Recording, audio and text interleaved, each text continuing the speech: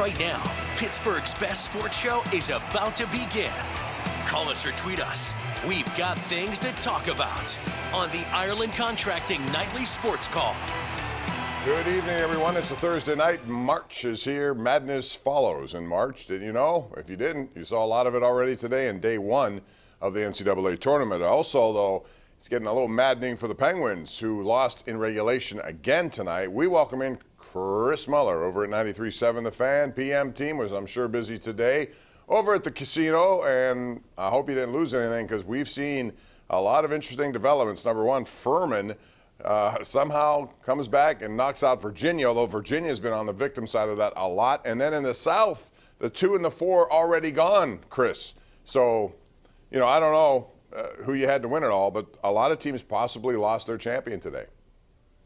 I had Arizona in the Elite Eight. I have Bama over Connecticut in the national title game. Here, imagine that there's a nice big ball of paper in front of me. Let's just A lot of people were doing that. Flick that in the trash. Did you make the shot mine's there? Done. If I'm Pitt, yes. If I'm Mississippi State on Tuesday, no, I did not make the shot. This is actually one of my favorite things that happens here, Bob.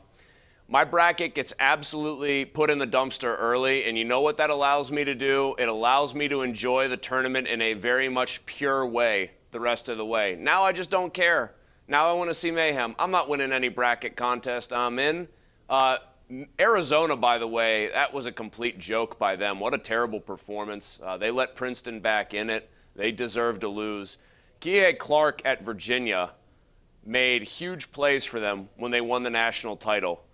That pass with a timeout left that led to Furman's winning three-pointer. And I give Furman a ton of credit for being so heads up there and snapping it right to a guy who makes a deep three to win the game. That is one of the dumbest plays I can remember a smart player like that making. He had a timeout. He could have whipped the ball off the player's leg and just kept possession.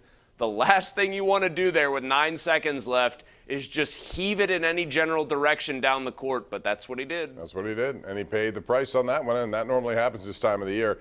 West Virginia had a 13-point lead. They frittered it away, and then the second half they rebounded, came back, took another 9-point lead, and they had too many cold spurts in this game. I did not expect West Virginia to lose. I thought they'd win that game.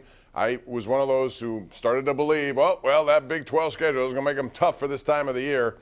They weren't as tough as they needed to be, and letting Maryland back in the game twice. Yeah, when you crow about the idea that you'd be really good if you were in the ACC and you'd be like the second-place team and you really deserve to be in because you played in such a tough conference, it is not a good look to get bounced the way that they did in the first round today. And I think the way they lost is even worse, Bob, because they displayed none of Bob Huggins' trademark toughness.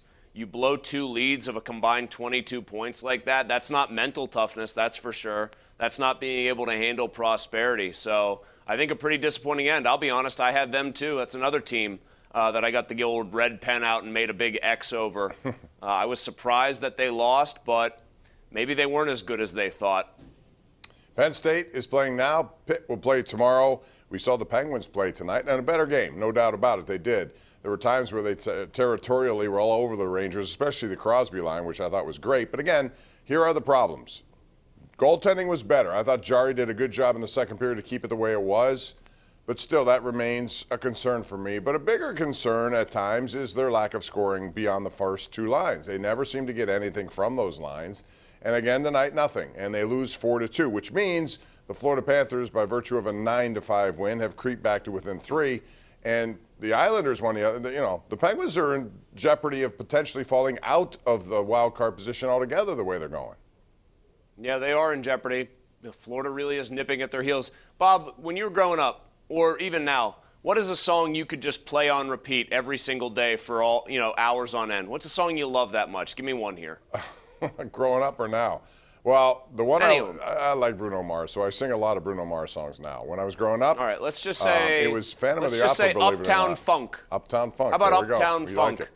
Just same song, right? On repeat. What you just said the Penguins' problems are, it's been the same song on repeat. Spotty goaltending, scoring depth beyond the top 2 lines. I mean, we've known about this all year.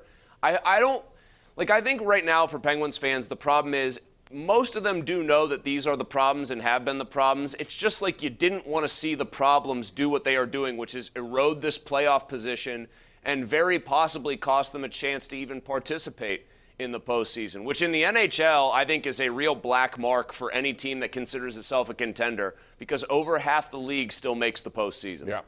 And before we go to break, another thing that tonight, Brian Dumoulin got out muscled in front by Chris Kreider, and P.O. Joseph did not play well, gave away a puck to Tyler Mott. Those both resulted in goals. When we come back, we'll open up the phone lines, take your calls. The state of the Penguins, March Madness. What do you think Pitt will do tomorrow against Iowa State? It's all coming up right here on the Ireland Contracting Nightly Sports Call, Pittsburgh CW and 93.7 The Fan.